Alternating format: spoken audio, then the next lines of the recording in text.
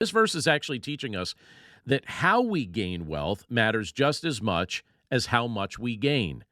Quick riches often lack the character building process that comes from diligence and patience and stewardship. Wealth that comes too easily can vanish just as quickly. And there's countless stories that you could find online of people who gained wealth super quickly and lost it even quicker than they gained it. And it's often because the person who receives it isn't yet prepared to handle it wisely.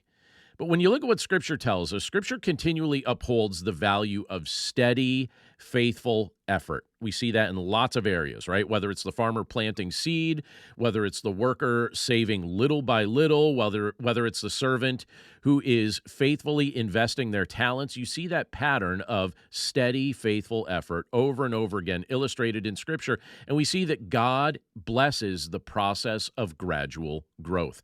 I imagine that the slow path may not seem glamorous to most people, but it's usually the most sustainable. It's usually the most sanctifying path, and that's typically what Scripture recommends to us.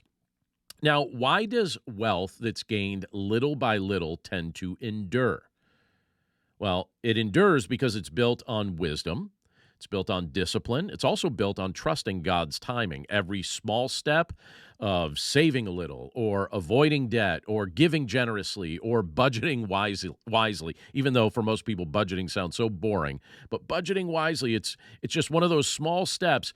Every one of those small steps is an act of obedience, and over time, these habits shape not only our financial lives, but they tend to shape our character as well. And more importantly, when we live by the principle of Proverbs 13:11, what we do is we guard our hearts from greed, and we guard our hearts from impulsive living. Hasty wealth often comes from things like gambling or get-rich-quick schemes or unethical shortcuts or methods that oftentimes rely on deception or manipulation rather than integrity and faithfulness.